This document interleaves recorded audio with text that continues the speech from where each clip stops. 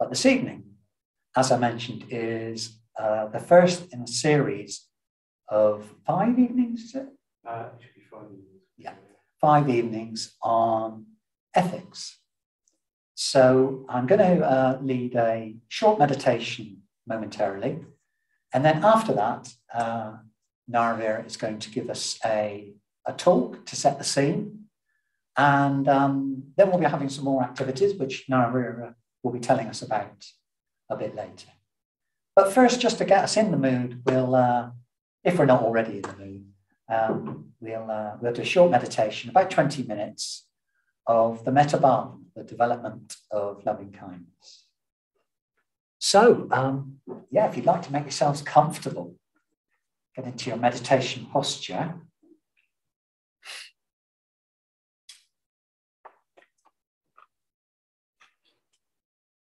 And we'll get underway. So allow your eyes to close if you wish, or cast your eyes downwards if you prefer to leave them open.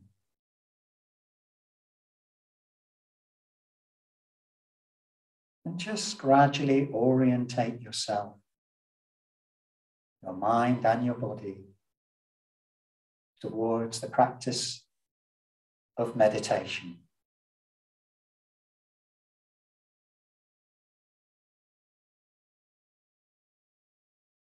Perhaps seeing if you can allow any burdens to fall from your shoulders.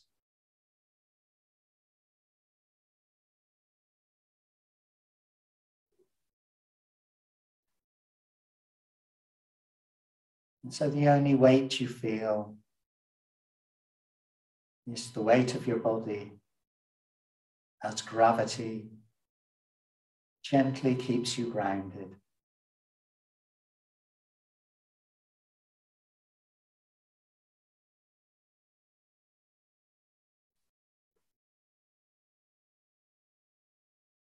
Allowing yourself to breathe naturally.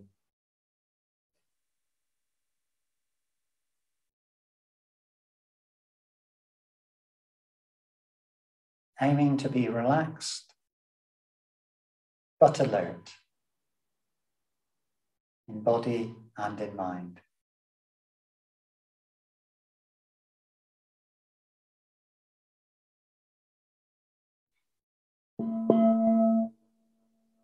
The metta bhavana.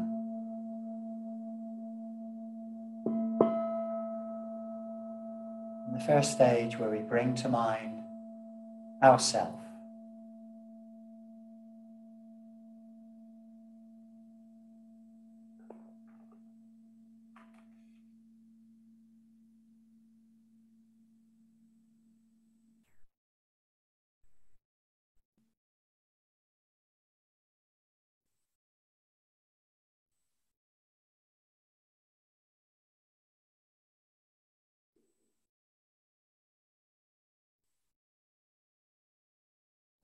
Giving ourselves permission to feel warmth towards ourselves.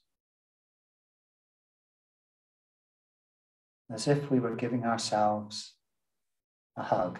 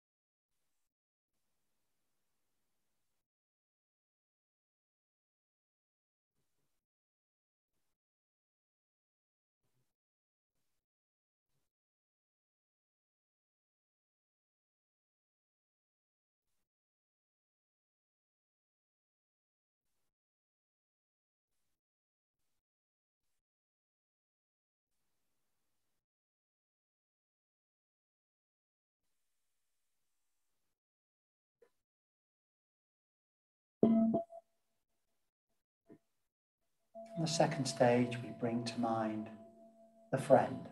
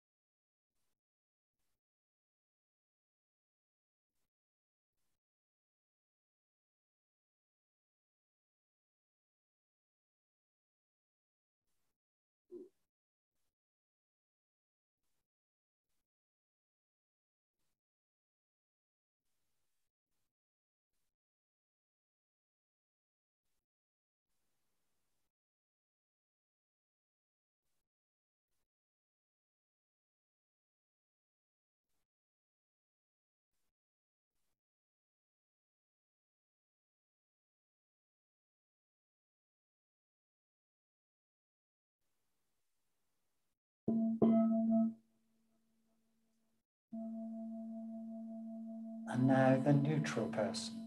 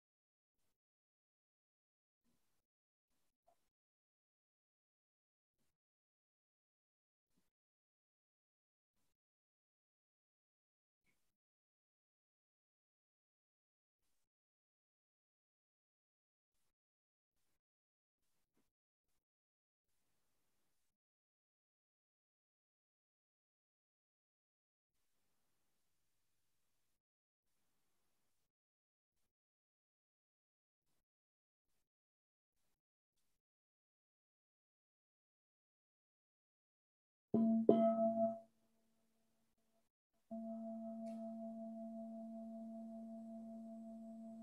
now, the difficult person.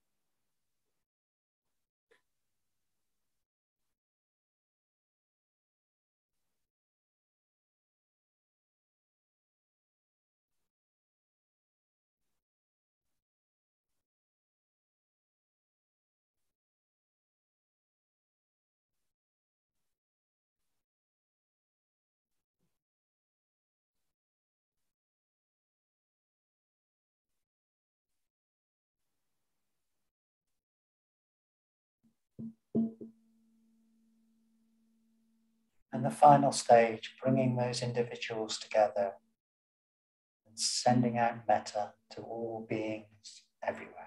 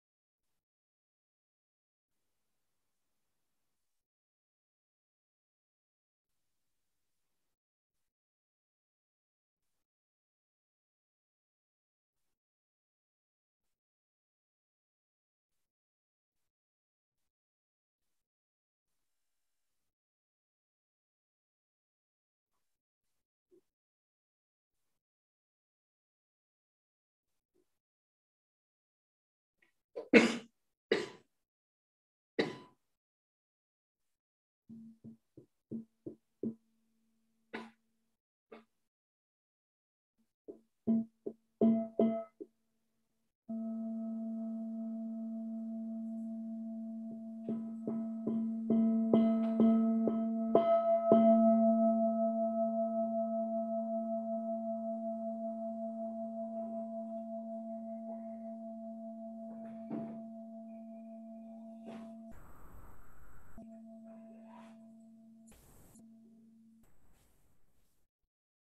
I'll hand over now to Naravira.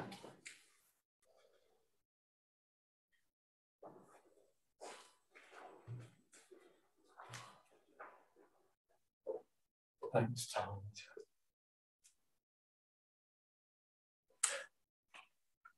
So, okay, so yes, as Taranita said, we are going to be starting a course on ethics. So this year, which has been entitled Be the Revolution, which I might say a little bit about in a minute. But it's also based upon the Buddhist path of ethics, meditation, and wisdom. So it's basic to a formulation of the Buddhist path. We practice on ethics and on the basis of ethics. We meditate on the basis of meditation. We develop wisdom.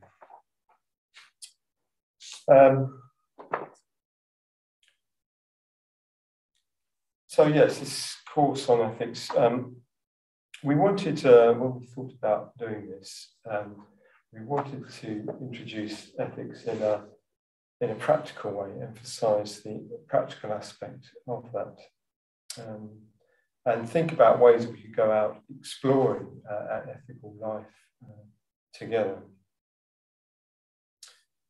So, like I said, yes, ethics is important in Buddhism. The Buddha emphasized it. It's part of these various different formulations of the Buddhist path. And we recite the 5 precepts every Sangha night as a kind of reminder of our ethical dimension of our lives, our ethical intentions. But what does ethics mean, really? And especially in practical day-to-day terms, what aspects of our day-to-day lives are covered by ethics? Well, some of this might seem quite clear. For instance, if we take the first of the 5 precepts, precepts of not taking life or not harming living beings, I imagine most of us, probably not breaking that precept in any gross way. Don't imagine many of us are getting into physical fights or physically abusing anyone. But what on a less obvious level might this look like? So perhaps we notice this precept, this first precept in our daily interactions with people. Could take an example, a typical example of a work environment. How can I not cause harm at work?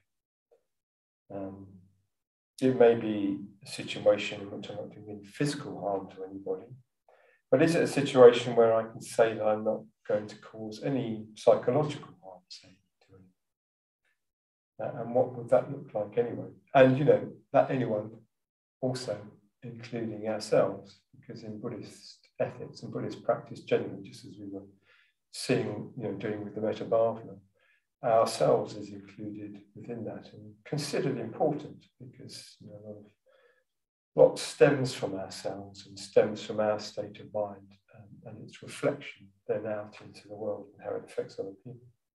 So an example might be at work. I've been experiencing anxiety at work. And this anxiety is due to a tendency to say yes whenever people ask me to do something. can recognise some of myself in this. So the more I do this, the more people tend to come to me for things, to get done. They know that you're somebody who says yes if you want a job done. They say don't you ask a busy person. And I don't feel I can say no to people most of the time. I'm not just describing myself in this, I'm just making a general kind of case for it. And this means, I end up with a stressful workload because I keep saying yes to it, not saying no. But the most difficult part in some ways is that I feel like I'm letting myself down by always being someone who says yes and can't say no. And I know this has something to do with my past and something to do with this sort of need I feel to please people. But there seems to be some fear around this and a difficulty with trying to change the way I am. So that's one example of the way this first precept of not harm might sort of actually play out in our day-to-day lives. So, how is that an ethical issue? Well, it could be argued that the person most being harmed, of course, in that situation and with this behaviour is the person themselves. So one source of the harm is stress. And another source of the harm, you could say, is a disease, the feeling of disease and the sense of personal letdown that the person feels. That shouldn't be the case. As a human being, I should be able to say no to people and no to demands that seem unreasonable when required. So maybe, with that example, we can see that ethics is more than just a straightforward fact of not physically harming other living beings. And it has maybe a psychological dimension to it. And our condition as beings comes into that as well. We talk about the past. Another example. So this person is describing their experience in relation to what we could call addiction, which is covered by that, I would say it's covered by that third precept of stillness, simplicity and contentment, or in the negative form, which we actually chant in the Pali language when we do it on Sangha nights. The negative form is abstain from taking intoxicants that cloud the mind. So that drinking drugs, but all sorts of things can become an intoxication and lead us away from a sense of stillness and inner contentment. So let's consider this. Okay, it's this person talking. I consider that I've been a Buddhist for a little while now, but I have a guilty secret that I don't like to tell people about. It's not really that bad, but I do get carried away with online shopping. I seem to sometimes not be able to stop myself from buying things I don't really need, especially clothes. I enjoy it whilst I'm doing it, and I feel compelled to do it. But then afterwards, once the item has been delivered, and I have the pangs of guilt and shame, and I feel a bit stupid about it. And I can't understand why I do it. I know I don't need the things, but there is something in the buying of them that makes me feel good. But then afterwards I feel bad. So again, in this situation, it would seem that the person who is mostly being harmed is the person themselves. Of course, this could get out of hand. You hear stories of people who get into online gambling or something like that, and very similar kind of area, and it can get out of hand, and people can build up huge debts which end up affecting their families and all sorts. So often we don't know what the root cause of our behaviours are. We can recognise that we don't feel comfortable with these behaviours, but what exactly is going on? Why can't we say no? Why can't we let go of certain compulsions that upset us? So I'm suggesting that, for a lot of us, ethics is working at this kind of level, and to do with the behavioural side of our life. So, although I'm thinking about this as a course of ethics, I tend to think of Buddhist ethics as being more than that sort of the classical idea of ethics about doing right and wrong. That it's also to do, and it's clearly about that, but it's also to do with our behavioural lives, our conditioning, and also our relational lives, which is one of the ways that most often, the difficulties in our lives get played out in our relationships with one another. Okay, so the question of ethical exploration has been an integral part of Buddhist practice from the very beginning of Buddhism. The Buddha encouraged the monks to explore ethical issues and to talk about them with each other. So often they would do this in small groups called kulas. We use this word sometimes within Triratna kula, when you sort of have a small formation of people, especially if we're sort of exploring some issue together. So yeah, these kulas, these little groups. Perhaps it was done in small groups, particularly if it would have been people who knew each other, at least to some extent, so that there could be some trust there between people, or trust could build up between people through that contact. And those small groups could provide a safe environment to discuss whatever issues wanted to be discussed. And I think otherwise, it can be quite, it is quite difficult, I think, for most of us to approach some of those issues, particularly I think when it touches onto things like guilt and shame. There are areas that are sort of we're kind of conscious of.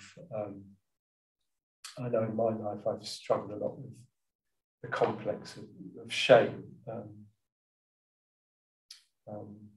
which is to do with that, a feeling of badness. I read this book, fantastic book once we talked about the difference between guilt and shame. So you can have guilt for an action. You might have done something and maybe hurt somebody. And you realise, oh yes, that action wasn't good. But shame is something different. Shame is where that sense of misgiving about that action gets somehow exported, sort of transmitted, spread out, radiated, into the rest of our being. And it's almost like we feel bad in all of us. So it's not that action we consider as bad, but the badness is somehow inherent to us. So like I said, I struggle with that. And I think, that's when it becomes difficult quite often to talk about ethical issues. One of the characteristics, and it's talked about in this book, of shame is that it's quite unconscious. There's a very unconscious element to it.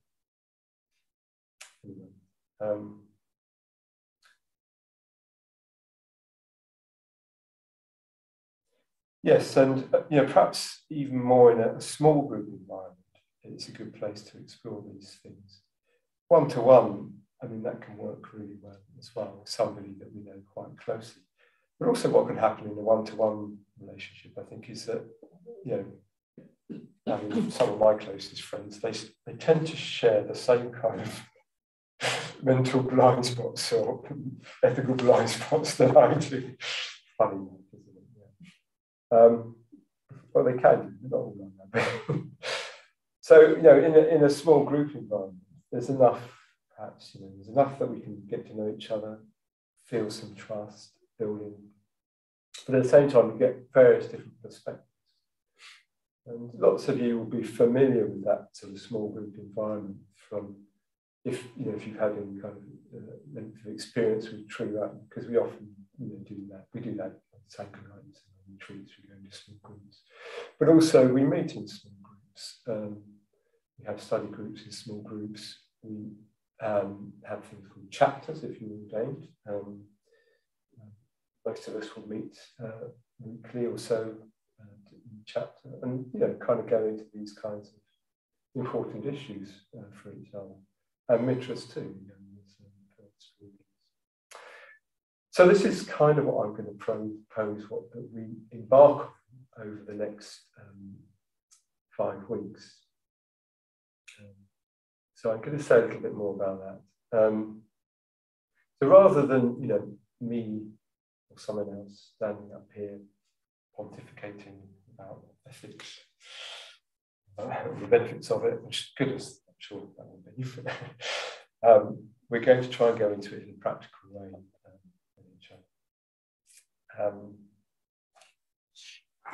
What we're doing time. Okay. I was going to say a bit about revolution, but I think maybe if there's time at the end, I'll come back to that. Okay. Yeah, so interestingly, 2,500 years ago, at the time of the Buddha had some guidelines about how to kind of get into that kind of process with people, that kind of mutual exploration of ethical, behavioural, relational issues. So he was talking about how to talk to other people in such a way as it's what you said would be more easily received. So I'll quote here: "Monks, when speech possesses 5 factors, it is well spoken, not badly spoken, and it is blameless and irreproachable among the wise." What 5? It is spoken at the proper time. What is said is true. It is spoken gently. What is said is beneficial. And it is spoken with a mind of loving kindness. When speech possesses these 5 factors, it is well spoken, not badly spoken. It is blameless and irreproachable among the wise. So it's spoken at the proper time, it's true, it's spoken gently, what is said is beneficial, and it's spoken with a mind of loving kindness. So I would summarize this by saying that there is a skill in speaking kindly to people, but I would also say there is a skill in listening kindly to people that is just as important if we're going to help each other. So that's what I'm going to emphasize tonight, is this listening. Often we are keen to speak and not ready enough to listen. I can certainly accuse myself of that tendency. In fact, I think for me, one of the main ways I can help other people is really listening to them. So a few years ago, I trained as a psychotherapeutic counsellor. Having been a Buddhist for quite a while, when I started the counselling course, I think I thought I knew how to listen to people. Actually, what I discovered was that I didn't, at least not as well as I thought I did. Yeah. So what does it mean to really listen to someone? Well, there are a few things I picked up from my counselling course. One of these was to do with what the purpose for listening is.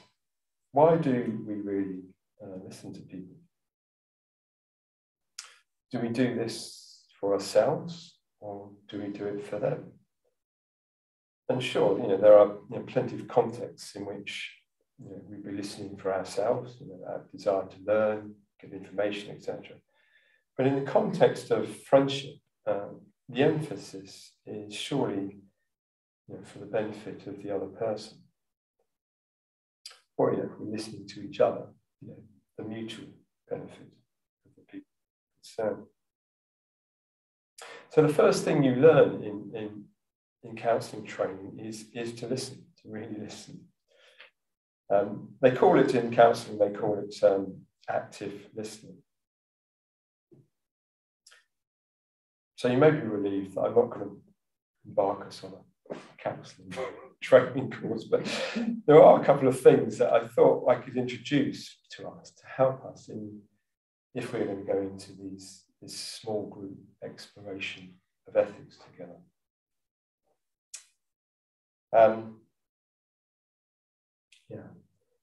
Some things that we could easily enough bear in mind taking into groups.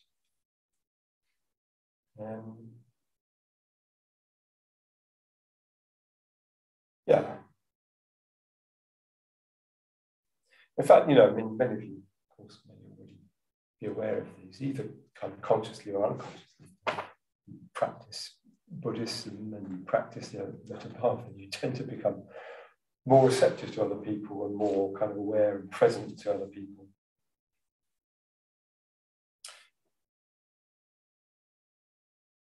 So what maybe stops us really listening to others?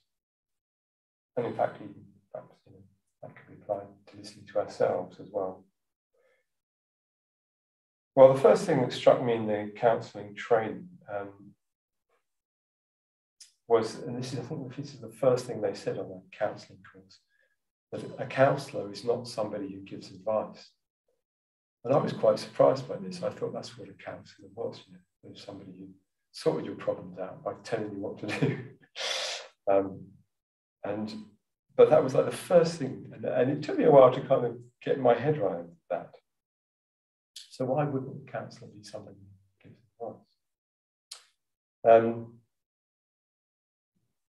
And I think, we're all a bit perhaps guilty of this tendency, what you need to do is, have you tried such and such? It really worked for me. You know what your difficulty is? Phrases like this. It's not that it's never appropriate to give advice. That's not being suggested. I'm suggesting that it can often stand in the way or stand in the place of really listening to each other. So our answers are not somebody else's answers. What's going to work for us, what we might need, isn't necessarily what somebody else needs.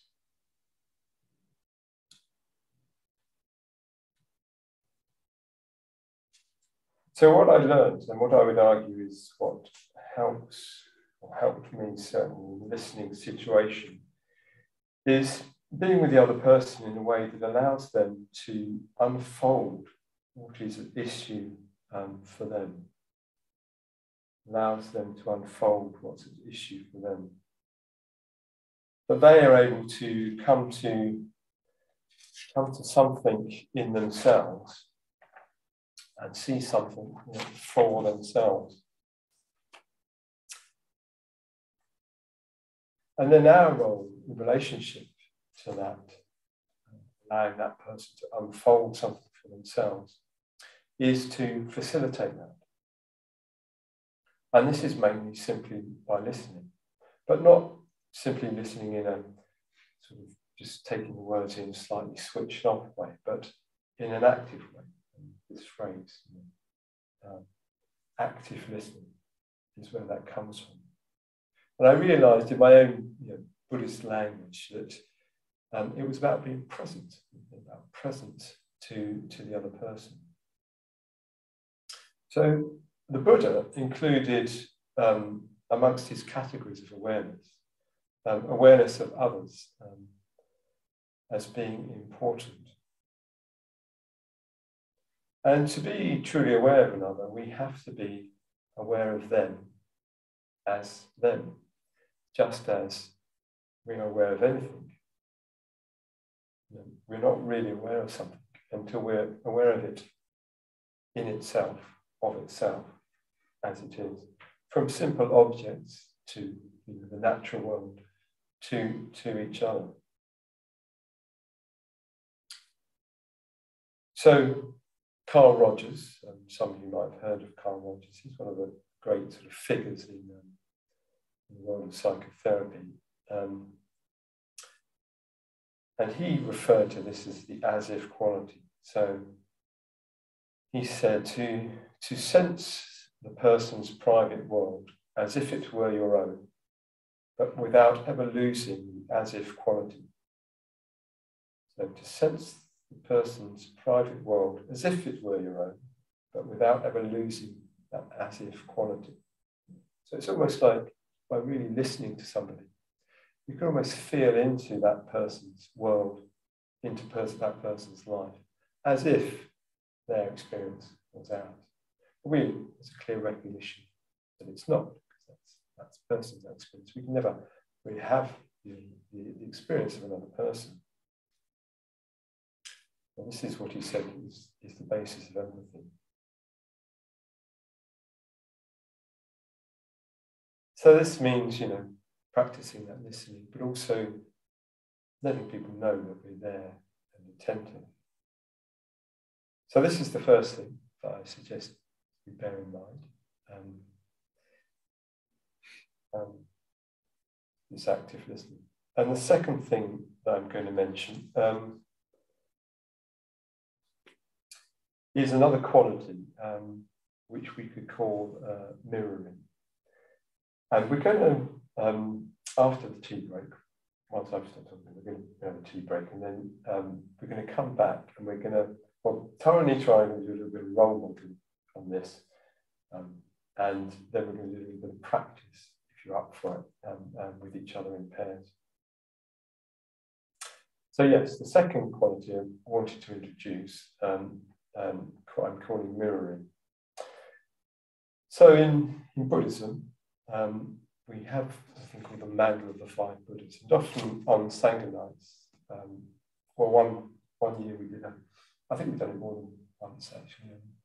As a theme for our year, we've used this Manual of the Five Buddhas. So it's 5 Buddha figures. They all have different colours. Appear, the colours you can see up here: yellow, red, white, blue, green, are the colours of these 5 Buddhas. And it's a bit like if you shone the Buddha mind through a prism, it would refract into these different colours. So if you shone the Buddha's wisdom, it would refract into these sort of 5 qualities of wisdom. And the first quality of this is held by the Buddha Akshoga, who's a blue Buddha.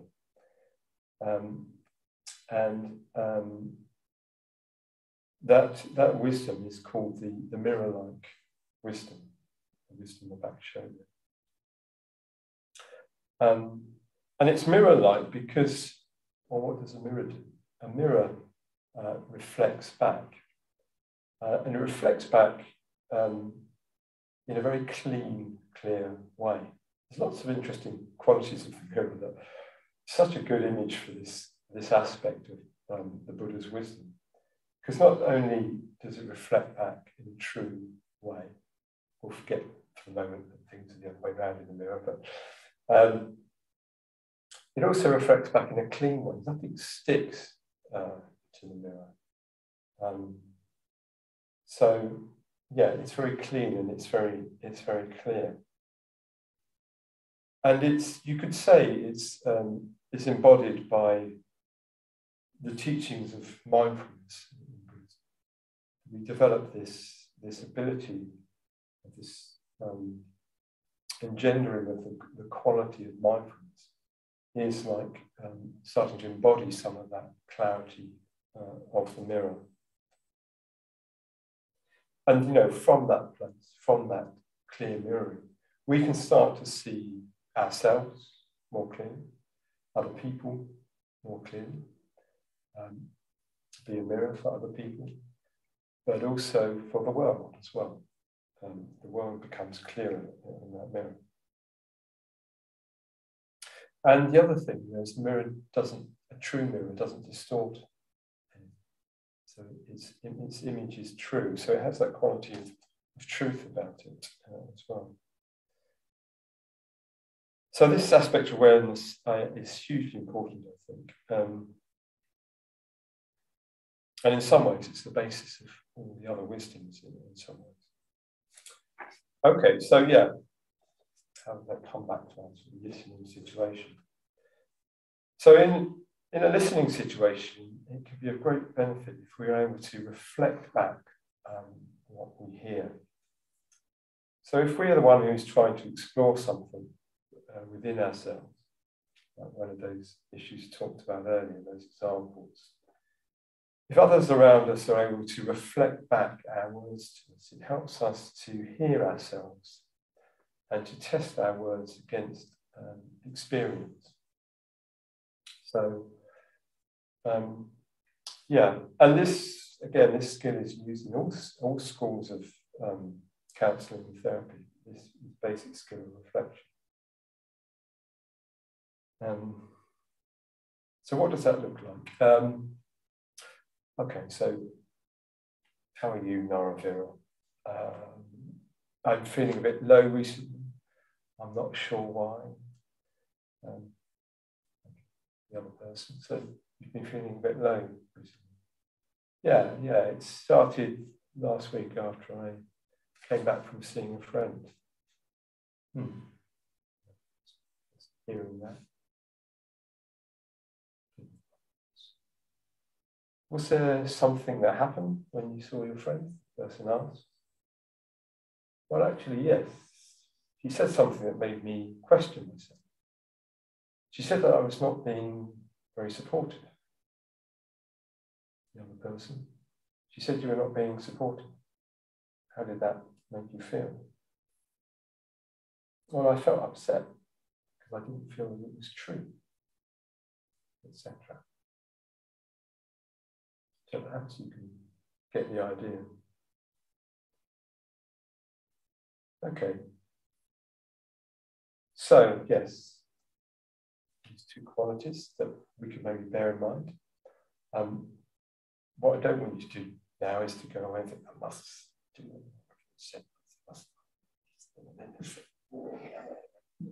Be natural. Yeah. Just let it all wash over you, and some of this will go in. Important things, we don't try and bend ourselves out of shape for this because it won't work. Okay.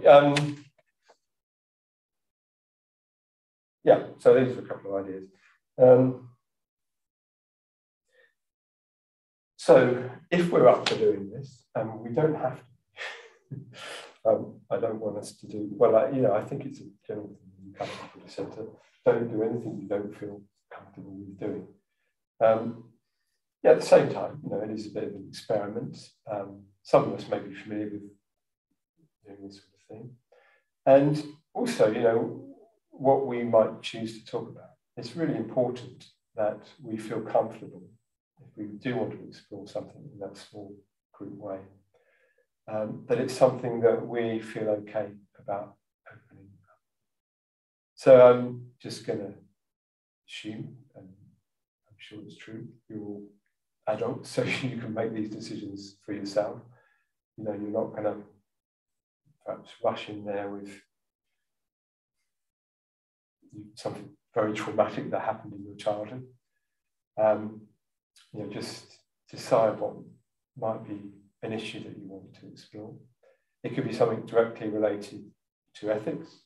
It could be something a little more in that kind of personal way, or something that an issue that you've been trying to work with, or a problem that you feel you want to work with. It could be something more related to the world outside. The world situation is something that's been getting to us recently.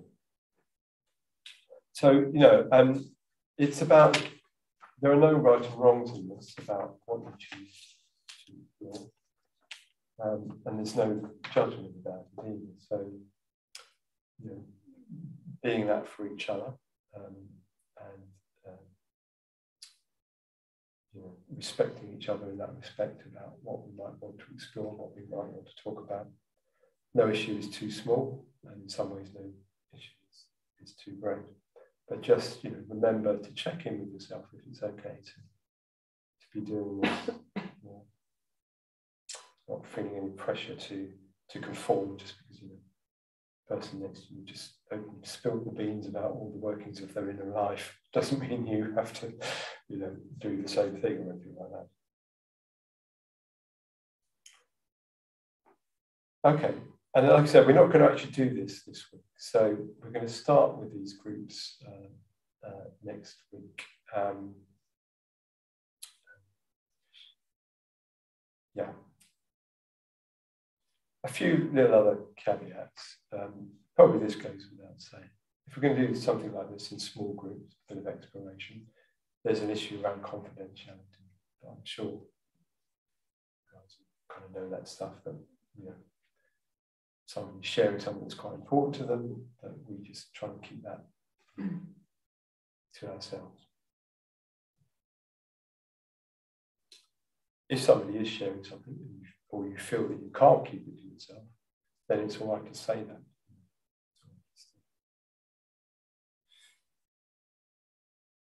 Okay. So we were thinking that it would be good to try and get regular groups. So talking about that sort of small group idea, that it could build up, you know, trust and familiarity could build up over the weeks if we try to stay in the same groups together. So rather than, you know, Sangha-nights go from split into groups, we just do come randomly. But we'll try and stick with small, the same groups. It's Sangha night, and who's here on any one night changes, of course, so we'll just have to kind of work with that. But I think if there's enough of us within each group, that will, you know, act as a bit of a core basis for each group and some continuity. Okay, so how does that sound?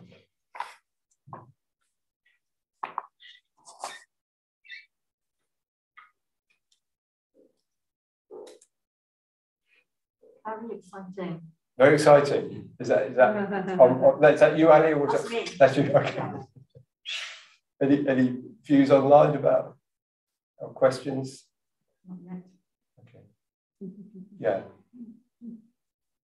That's the other thing. Any questions about it? Kind of just hard to know until it starts in some kind of way, isn't it? Yeah. It's a reality. It's like, well, what's that going to be like? Yeah, quite. And it'll, yeah, it's an organic thing, isn't it? Yeah. Question online. Yeah. Will the small sessions be recorded? Certainly not. And what is the ideal group size? Well, we were thinking we'd go for 6, and that way, you know, if, in an ongoing way, if there'd be perhaps enough of us within the group. So if, you know, the following week, 2 of those people are missing, we've still got 4. Does that sound, does 6 sound okay? I mean, we could, let's be democratic. I mean, smaller, would that seem better? Or I don't think any larger. About 4. Yeah. 4 or 5, yeah. 4 or 5. Guessing is if somebody really gets into something, or it might seem not the right moment to make them stop. Yeah. And you might be in a situation where some people don't, you know, you push the time attention. Yeah. Yeah. It's a bigger group. Yeah, it's a good point, Ed. I was glad you didn't say something. Yeah. Well, I thought probably the best way to do, you know, we could do it like, yeah, allocate. Say we've got 40 minutes each night. Give 10 minutes to each person. It's 4. But I would be disinclined to quite do it that way because, like you say, Ed, you know, somebody can get into something and and then I think everybody else would be wanting to support that person in exploring that thing. So I would do it a little bit more by ear, but obviously doing it that way means you've got to kind of take responsibility that everybody in the group is going to get, is getting a turn, feels that they're being left out of that process. So we'd have to take responsibility for that, being aware of who's spoken and everybody wants or needs to speak. Does that answer what you were saying, Ed, do you think? Yeah.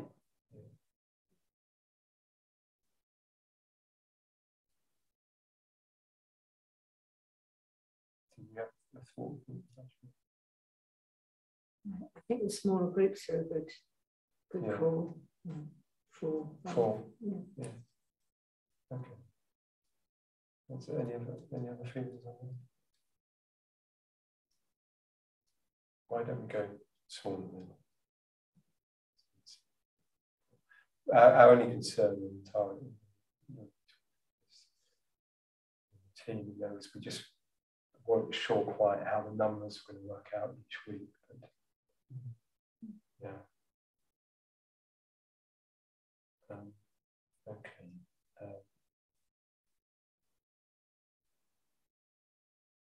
So we are going to be doing this until the end of April. We've got 1 week in April where we're going to be doing something else. Saying goodbye to the day. So that will give us 5 weeks, including this week. So it'll be 4 weeks in the groups. I'm just thinking about, anybody got kind of an idea of whether they feel that they'll be around for, or know whether they'll be around for those 4 weeks or not? I will be. Yeah. Be around for 3 of them. Yeah, okay. So we could sort of base the groups around at least 1 or 2 people who are going to be got a reasonable idea that will be here. Okay. And then there's your online as well. So talking now to the people online. Tim. Yeah. Put him on speaker for a minute. Okay. What? Hello? Right. Hello, can you hear me now? Tim? I can hear Yeah. you. Say something? I'm speaking. No,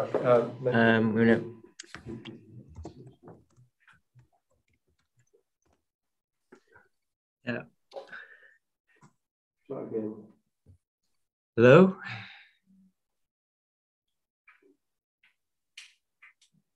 Hello? Hello, Tim. I can hear you. Tim, can you hear me? I can. So we're talking to each other, but nobody's got the microphone. Nobody's got the speakers on the laptop again. Yeah, I can hear you as well. So maybe just we can hear it online, but maybe not there. Yeah, we can hear you now. Hello. I'm glad you plugged them in. Okay, so yeah, just talking to you guys online. So hopefully you heard all that about the ideas of the groups. Yeah. I didn't understand quite the structure. You get 5 people in a group and you say 10 minutes each. Does that mean to say that one person picks up their problem and 4 people have a go at them, listening? No, what I was saying is that we didn't do that. Because I think if, somebody's talking for 10 minutes and we're going to allocate 10-minute time slots, if somebody gets into something that's important, I don't think we should be sort of cutting each other off like that, but we should let that flow. But if we do it that way, it means we've got to be aware of each other over the course of the 4 weeks, that everybody gets a chance to speak, or at least anybody who wants to gets a chance to speak. I still don't think I've got it clear. Let's say me, for instance, I start telling us something for 10 minutes. what's the interaction with the group? What's the interaction with the group? Yeah, what's the feedbacking process? Well, the group are listening. People are listening and maybe asking questions, but questions that are going to help open that process out for you to explore it. So it's your chance to explore a process with a group of people. So there is one person talking and the others are sort of listening and then feeding back and interacting, asking questions. Yeah, but mostly listening. Mostly not arguing. Well, yeah. Trying not to do that. I mean, it's about our chance to kind of explore an issue for ourselves. Yeah. I'll tell you one thing about surveys were done about psychotherapy, and in that environment, the greatest criticism of the therapist was that they talked too much. Mm-hmm. And that's even with the training for them not to talk too much. So less is more, I think, in that situation. And also, so if we're the person speaking, we're doing most of the speaking. And if we want to invite other people to say things, then let that invitation come from us, say, I'd like a bit of feedback about that. And then it stays with your process and doesn't get hijacked by somebody else. Does that sound right? No, that's very good. Yes, I Yeah. see that as a good thing. Thank you. So the main object is to help someone to be listened to and to feel listened to. Yeah, to feel listened to and to unfold and explore their thing. Okay. So that there's questions. You can ask questions. I mean, sometimes it's appropriate to ask questions, but it's like keeping those questions to will the question you're going to ask sort of help unfold that. What they say in counselling circles is how or what questions. So, a classic one was, how did that make you feel? It's almost an infallible question because it's a question that enables that person to then unfold more of what's there. So you've got to think like that, Taranita's waving your hand at me because we are somewhat over time. Right. Thank you. Okay. I mean, it's all a big experiment, so don't get too worried about it. I don't think too much will get broken. So if anything, so yeah. Okay, let's have a tea break. Yeah.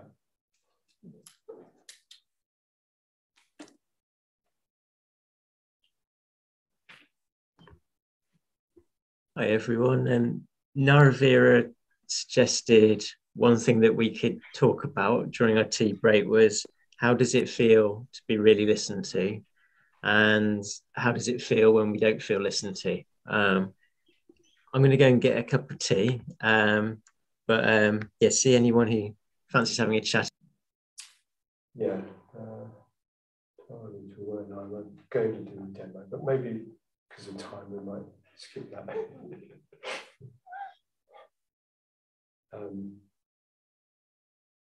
So just pair up with, find the nearest person to you. Turn to face each other.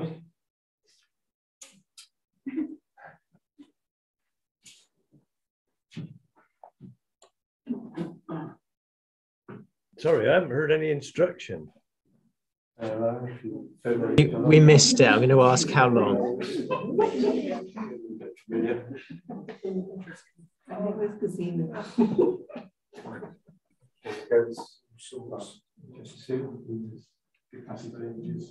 Okay, I'm going to start our pairs just for 2 minutes as a guess. Okay.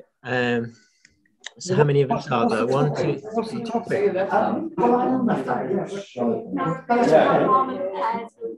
All right. So what we'll do is we'll do 5 minutes, about 5 minutes each. 5 minutes. Right. Yeah. So say they've got they've got a time thing for the end of the groups, haven't they? So if they put it on 4 minutes and then a minute to come out of it. And what's the topic? You know, if they're going to, you can put them into breakout rooms. 4 minutes. Well, it's just that there's a minute timer that comes down, so then that'll be 5 minutes. I thought you said I've just asked Ali what the topic is, Oh, just waiting for her to come 5 back. minutes each person. Yeah. 10 minutes, yeah. And Tim is saying that he missed the topic for the groups. Okay, missed the topic. Okay, so what we're going to be doing is we're going to be practicing these listening skills. So we can, like I say, we can take it in turns. So we'll do 5 minutes and then 5 minutes. So I'll do that and we'll kind of swap around. So yeah, we're just listening to each other. So one person is the listener, one person is the speaker. So just decide who's going to start. And just, you know, and it can be anything you want to talk about. I mean, you can start with the question, how are you? I mean, it's, you know, when I had counselling for several years, you know, the first thing I would sit down if it's like intense and you just say, how are you? Yeah. And then, you know, just talk and listen. So it's really, it doesn't really matter what the person is talking about. This is really a chance to practice these listening skills. Just listen attentively. And if you want to, you know, branch out a bit into that mirroring. So mirroring is just repeating the phrase. So, how are you, Naravira? I'm fine. So I've been feeling a little bit, like I said, feeling a little bit low. No. So yeah, you could say that. You've been feeling a little bit low. Okay, so yeah. And just let it unfold. Yeah, just let it unfold. So the point is about, you know, is being present and being actively listening to the person. It's amazing what can happen with this. I mean, just about somebody being very present there listening to you. It's almost like an invitation to open up a bit and explore. So see how it goes. There's 7 of us, so one of us will have to be a 3. Okay. So all right with that? Is that okay online, Tim? Yeah, that's good. Yeah, thank you. Okay. Okay. So like I said, we do 5 minutes each. 5 minutes. I'll ring a bell and we'll swap to the other person. Okay, so off we go.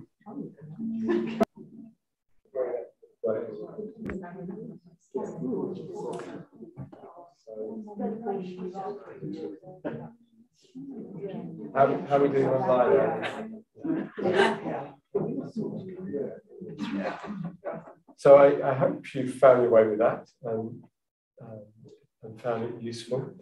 At the risk of overrunning, maybe just a little 5 minutes, just to have a little bit of feedback from everybody about how that went for you. And then we'll finish with the transfer. So, any thoughts, any reflections, how it was? Couldn't stand it, awful, enjoyed it? Yeah, Kath, go. No, I found it was just what you said, really, Naravira. I started off with one thing, and Gazina's very skilled in. She says, what I hear is this, and that's a really nice way of leading into it. And it really led on into something deeper that was very helpful. Yeah, that is a lovely phrase. What I hear is, because that way you'll say, I've heard you, this is how I've heard it. And then the person could say, yeah, it is like that. You know, it gives you, in that statement, there's also a jumping off place to something else. Yeah. Anyone else? I enjoyed it, just hearing back. Yeah. So that someone's saying what I just said is their own words and what they picked up. Yeah. And I found it very connecting. Yeah. Yeah. I certainly found this very good.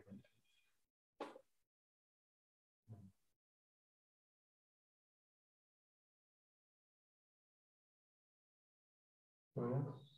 Anyone online? Okay, so people getting kind of feel for the sort of. Yeah. Well, yeah. So we'll come back again next week, and we'll start doing the groups next week. We each week we might.